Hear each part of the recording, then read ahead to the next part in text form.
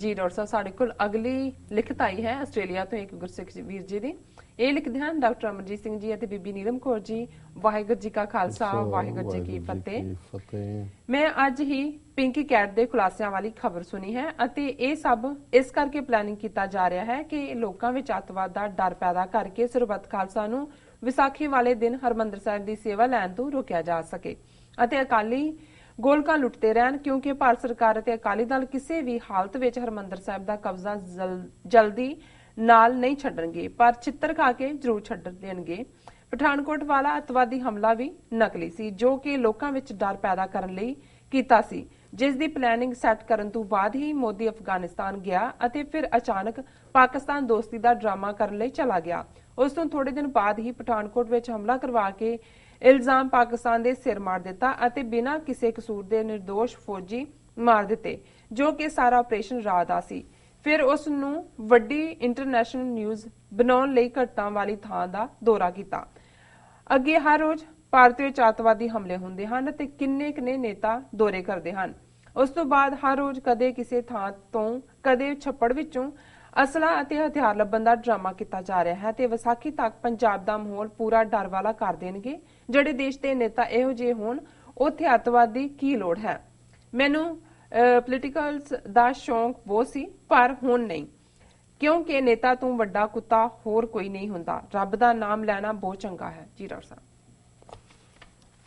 ਇਹਨਾਂ ਦਾ ਬਹੁਤ ਬਹੁਤ ਧੰਨਵਾਦ। ਇਹਨਾਂ ਨੇ ਸਾਨੂੰ ਆਸਟ੍ਰੇਲੀਆ ਤੋਂ ਲਿਖਿਆ ਜੀ। ਇਹ ਉਹੀ ਵੀਰ ਨੇ ਜਿਨ੍ਹਾਂ ਨੇ 50 ਤੋਂ ਜ਼ਿਆਦਾ ਈਮੇਲਸ ਲੜੀਵਾਰ ਬੜੀਆਂ ਸਿਆਣਪ ਭਰੀਆਂ ਔਰ ਸਿਆਸੀ ਦਾ ਪੇਚ ਕੀ ਨੇ ਸਾਡੇ ਕੋਲ ਕੀ ਰਸਤਾ ਹੈ ਜੀ ਇਸ ਬਾਰੇ ਲਿਖਦੇ ਰਹੇ ਨੇ। ਪਿੱਛੇ ਕੁਝ ਸਮਾਂ ਪਹਿਲਾਂ ਇਹ ਸਰੀਰਕ ਤੌਰ ਤੇ ਤੰਦਰੁਸਤ ਨਹੀਂ ਰਹੇ ਔਰ ਉਸ ਤੋਂ ਬਾਅਦ ਕਾਫੀ ਗੈਪ ਰਿਹਾ। ਫਿਰ ਇਹਨਾਂ ਨੇ ਲਿਖਿਆ ਪਰ ਹੁਣ ਇਹਨਾਂ ਨੇ ਜਿਵੇਂ ਅਖੀਰ ਦੇ ਵਿੱਚ ਕਿਹਾ ਕਿ ਵੀ ਸਿਆਸਤ 'ਚ ਉਹਨਾਂ ਦੀ ਦਿਲਚਸਪੀ ਘਟ ਗਈ ਕਿ ਹਰ ਇਹ ਨੇਤਾ ਕੁੱਤੇ ਲੋਕ ਨੇ ਔਰ ਰੱਬ ਦਾ ਨਾਂ ਲੈਣਾ ਚੰਗਾ ਹੈ। ਸੋ ਇਹ ਕੁਦਰਤੀ ਹੈ ਕਿ ਵੀ ਜਦੋਂ ਤੁਸੀਂ ਕਿਸੇ ਸਰੀਰਕ ਬਿਮਾਰੀ ਨਾਲ ਵੀ ਜੂਝਦੇ ਹੋ ਔਰ ਉਸ ਸਾਰੇ ਚੋਂ ਤੁਸੀਂ ਜਿਹੜਾ ਹੈ ਉਹ ਆਪਣੇ ਆਪ ਨੂੰ ਅਰੋਗਤਾ ਵੱਲ ਲਿਆਉਂਦੇ ਹੋ। ਕਈ ਤਬਦੀਲੀਆਂ ਹੁੰਦੀਆਂ ਨੇ ਜਦੋਂ ਤੁਸੀਂ ਕਿਸੇ ਵੀ ਮੁਸ਼ਕਲ ਸਮੇਂ ਚੋਂ ਗੁਜ਼ਰਦੇ ਹੋ।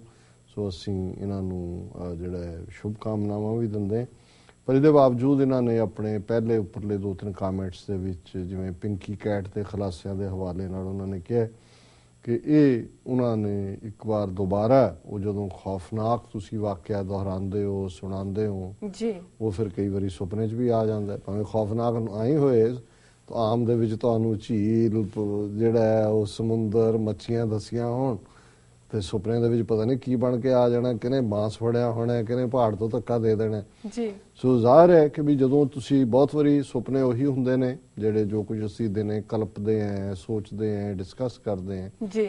ਕਈ ਵਾਰੀ ਅਨਫੁਲਫਿਲਡ ਡਿਜ਼ਾਇਰਸ ਜਿਹੜੀਆਂ ਖਾਹਿਸ਼ਾਂ ਅਸੀਂ ਜਾਗਦੇ ਆਂ ਸਾਡੀਆਂ ਪੂਰੀਆਂ ਨਹੀਂ ਹੁੰਦੀਆਂ ਉਹਦੇ 'ਚ ਫਿਰ ਸੁਪਨੇ 'ਚ ਭਾਵੇਂ ਬੌਸ ਦੇ ਚਪੇੜਾ ਮਾਰੀ ਜਾਓ ਭਾਵੇਂ ਸਾਰਾ ਦਿਨ ਬੌਸ ਦੀਆਂ ਗਾਲਾਂ ਸੁਣੋ ਉਹ ਬੰਦਾ ਕਹਿੰਦਾ ਤੈਨੂੰ ਕੁੱਟਣਾ ਹੈ ਨਾ ਉਹ ਫਿਰ ਸੁਪਨੇ 'ਚ ਹੁੰਦਾ ਕਿ ਬੌਸ ਥੱਲੇ ਢਾਇਆ ਉੱਤੇ ਗੋਡਾ ਰੱਖਿਆ ਹੋਰ ਦੱਸ ਸੋ ਇੰਨੀ ਚਿਰ ਨੂੰ ਜਾਗ ਖੁੱਲ ਜਾਂਦੀ ਹੈ ਔਰ ਬੰਦਾ ਕਹਿੰਦਾ ਤੂੰ ਚੰਗਾ ਨੌਕਰੀ ਬਚ ਗਈ ਨਹੀਂ ਤਾਂ ਕੁੱਟਿਆ ਹੁੰਦਾ ਨੌਕਰੀ ਵੀ ਜਾਣੀ ਸੀ ਜੀ।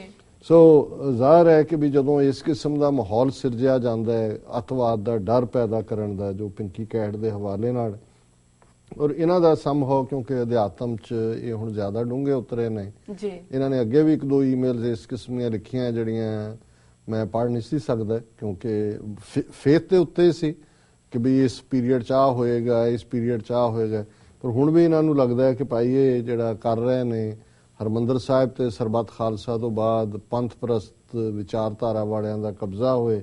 ਉਹਨੇ ਕਿਹਾ ਕਿ ਅਕਾਲੀ ਜਿਹੜੇ ਨੇ ਗੋਲਕਾਂ ਦੇ ਕਬਜ਼ਾ ਛੱਡਣ ਨਹੀਂ ਚਾਹੁੰਦੇ ਤੇ ਛਿੱਤਰ ਖਾ ਕੇ ਹੀ ਛੱਡਣਗੇ। ਔਰ ਫਿਰ ਇਹਨਾਂ ਨੇ ਦੀਨਾਨਗਰ ਔਰ ਪਠਾਨਕੋਟ 2 ਘਟਨਾਵਾਂ ਦਾ ਜ਼ਿਕਰ।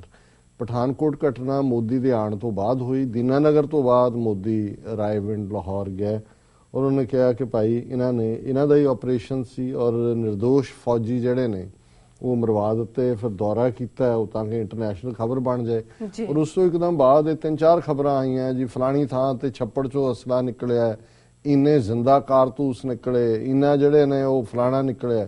ਸੋ ਇਹ ਵੀ ਉਸ ਦਹਿਸ਼ਤ ਦੇ ਮਾਹੌਲ ਨੂੰ ਪੈਦਾ ਕਰਨ ਵਾਲੀ ਕਹਾਣੀ ਤੱਕ ਹੀ ਜਾਂਦਾ ਹੈ ਔਰ ਉਹਨਾਂ ਦਾ ਇਹ ਕਹਿਣਾ ਕਿ ਵੀ ਵਿਸਾਖੀ ਤੱਕ ਇਸ ਕਿਸਮ ਦਾ ਇਹ ਮਾਹੌਲ ਸਿਰਜਦੇ ਰਹਿਣਗੇ। ਮੈਨੂੰ ਲੱਗਦਾ ਵੀ ਇਹ ਤਾਂ ਈਵਨ 2017 ਦੀਆਂ ਅਸੈਂਬਲੀ ਚੋਣਾਂ ਤੱਕ ਵੀ ਇਸ ਨੂੰ ਘੜੀਸ ਕੇ ਲਿਜਾਣਗੇ।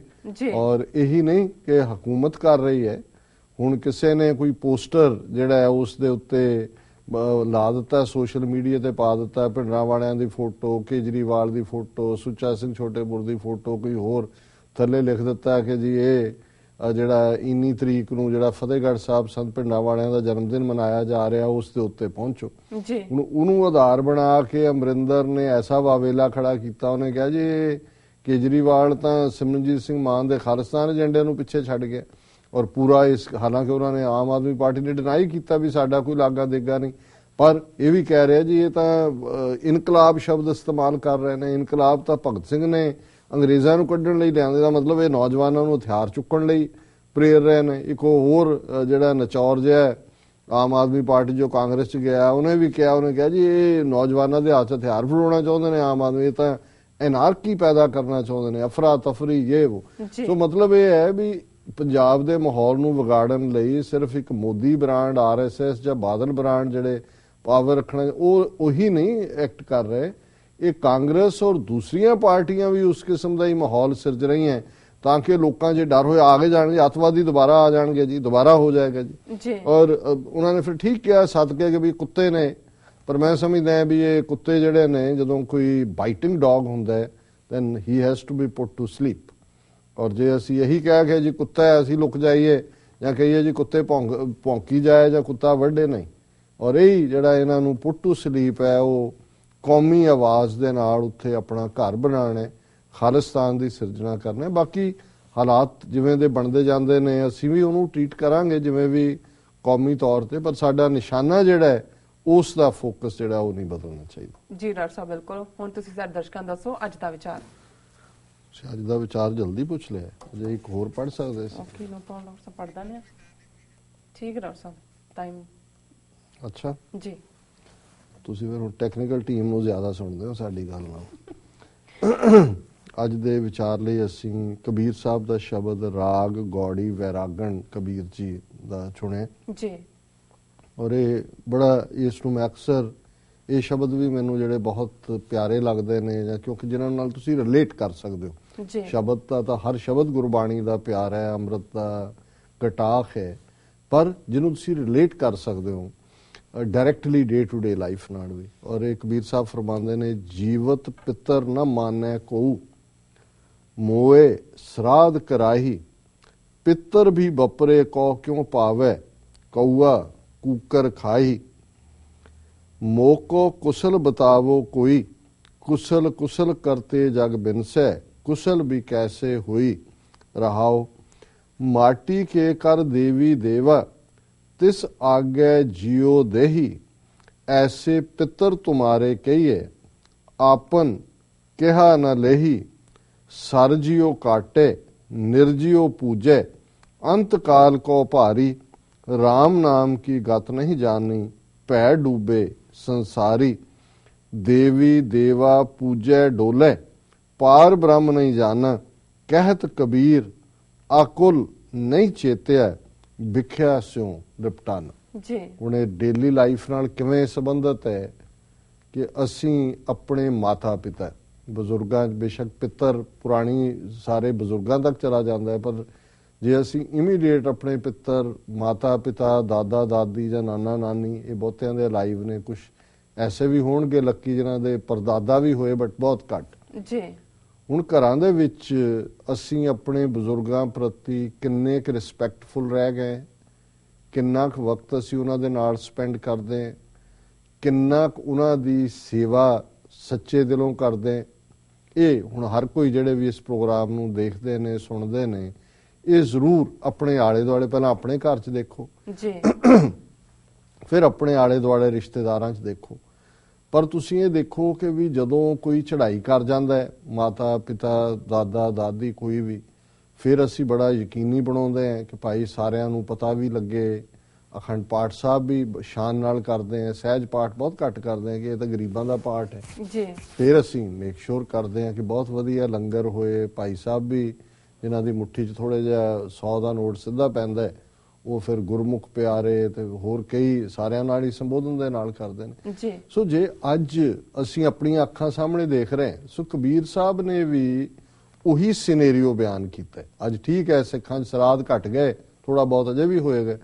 ਇਹ ਹਿੰਦੂ ਵਿਚਾਰਧਾਰਾ 'ਚ ਜਿਹੜਾ ਸਰਾਧ ਕਰਾਣਾ ਕਿ ਭਾਈ ਇਹ ਉਹਨਾਂ ਨੇ ਕੈਲਕੂਲੇਟ ਕੀਤਾ ਹੋਇਆ ਸੀ, ਅੱਸੂ ਦਾ ਮਹੀਨਾ ਮੋਸਟਲੀ ਅਕਤੂਬਰ ਹੁੰਦਾ, ਉਹਦੇ 'ਚ ਸਰਾਧ ਆਉਂਦੇ ਸੀ, ਚੰਦਰਮਾ ਨਾਲ ਕੈਲਕੂਲੇਟ ਕੀਤਾ ਇੰਨੀ ਥਿੱਤ ਨੂੰ ਹੋਣਾ। ਤੇ ਇਹ ਹੁੰਦਾ ਸੀ ਦਾ ਥਾਟ ਇਸ ਤਰ੍ਹਾਂ ਵੇਚਿਆ ਜਾਂਦਾ ਸੀ ਲੋਕਾਂ ਨੂੰ ਕਿ ਭਾਈ ਤੁਸੀਂ ਜਦੋਂ ਸਰਾਧ ਕਰਵਾਉਂਦੇ ਹੋ ਆਪਣੇ ਪਿਤਰਾਂ ਦੇ ਨਾਂ ਤੇ ਇਹ ਉਹਨਾਂ ਨੂੰ ਉੱਥੇ ਪਹੁੰਚਦਾ ਔਰ ਉਹ ਜਿਹੜੀ ਹੈ ਉਹਨਾਂ ਦੀ ਭੁੱਖ ਨਿਬੜਦੀ ਹੈ। ਔਰ ਬਹੁਤ ਸਾਰੀਆਂ ਥਾਵਾਂ ਤੇ ਜਿਹੜਾ ਪਸੰਦ ਹੁੰਦਾ ਸੀ ਪਿਤਰਾਂ ਨੂੰ, ਵੱਡਿਆਂ ਨੂੰ, ਉਹ ਡਿਸ਼ਸ ਬਣਾਈਆਂ ਜਾਂ ਖੀਰ ਜ਼ਰੂਰ ਹੁੰਦੀ ਸੀ।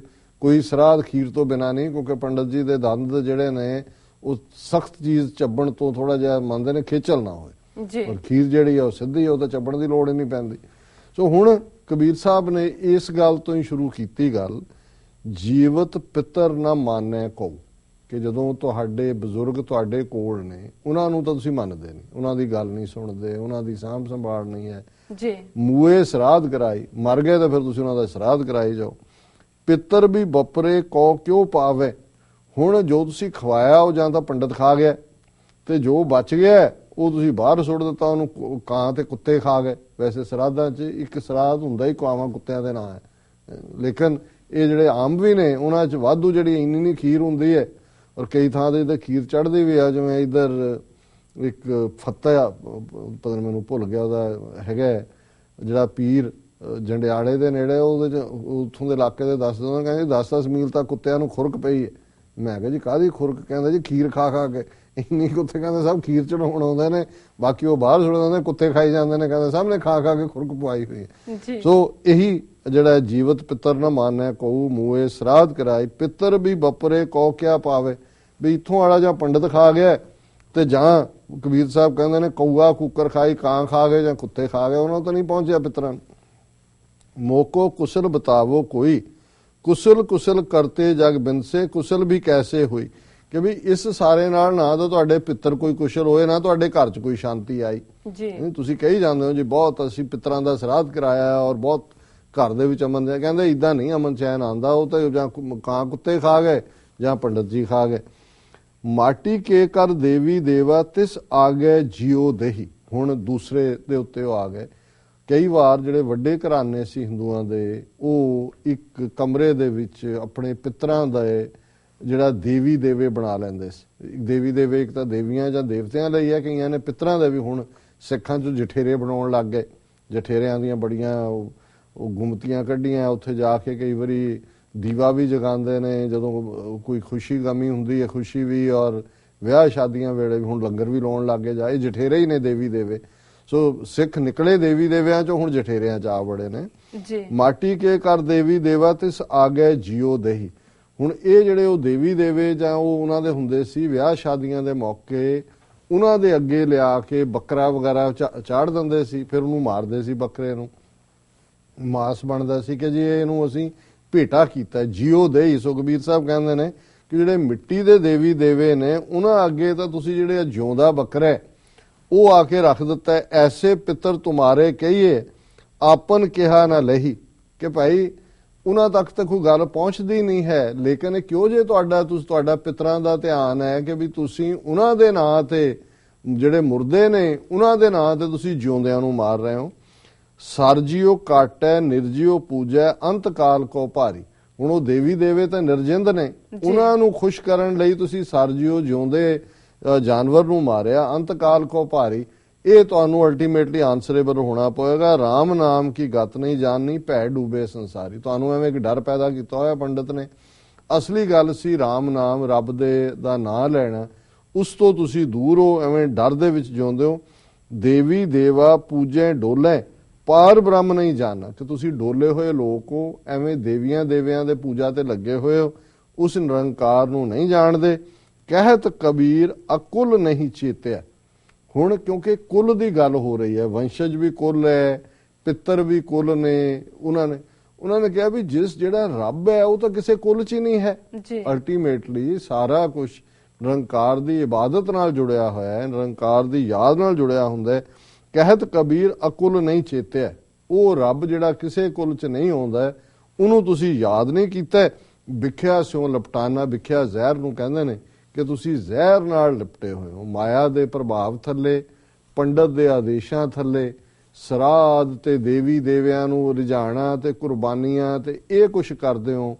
ਪਰ ਜਿਹੜਾ ਸੌਖਾ ਰਸਤਾ ਹੈ ਨਿਰੰਕਾਰ ਦੇ ਨਾਮ ਨੂੰ ਯਾਦ ਕਰਨਾ, ਰੱਬ ਦੇ ਨਾਲ ਜੁੜੇ ਹੋਣਾ, ਰੱਬ ਦੀ ਬੰਦਗੀ ਚ ਹੋਣਾ, ਉਹਨੂੰ ਛੱਡ ਕੇ ਵਿਖਿਆ ਸਿਓ ਲਿਪਟਾਨਾ, ਤੁਸੀਂ ਜ਼ਹਿਰ ਦੇ ਨਾਲ ਲਿਪਟ ਰਹੇ ਹੋ ਜੀ। ਸੋ ਇਹ ਅੱਜ ਦਾ ਵਿਚਾਰ ਜੀ। ਡਾਕਟਰ ਸਾਹਿਬ ਤੁਹਾਡਾ ਬਹੁਤ ਬਹੁਤ ਸ਼ੁਕਰੀਆ, ਤੁਸੀਂ ਅੱਜ ਦਾ ਵਿਚਾਰ ਸਾਡੇ ਦਰਸ਼ਕਾਂ ਨਾਲ ਸਾਂਝਾ ਕੀਤਾ। ਇਸ ਨਾਲ ਆਪਣੇ ਵਿਊਅਰਸ ਕੋਲ ਨੇ ਇਜਾਜ਼ਤ। ਵਿਊਅਰਸ, ਸਾਡੇ ਪ੍ਰੋਗਰਾਮ ਦਾ ਸਮਾਂ ਇੱਥੇ ਸਮਾਪਤ ਹੁੰਦਾ। ਤੁਸੀਂ ਆਪਣੀ ਰਾਏ ਤੇ ਸੁਝਾਅ ਸਾਨੂੰ ਭੇਜਣਾ ਭੁੱਲਣਾ ਸਾਡੇ ਇਸ ਪਤੇ ਤੇ sos@tv84.tv ਤੇ।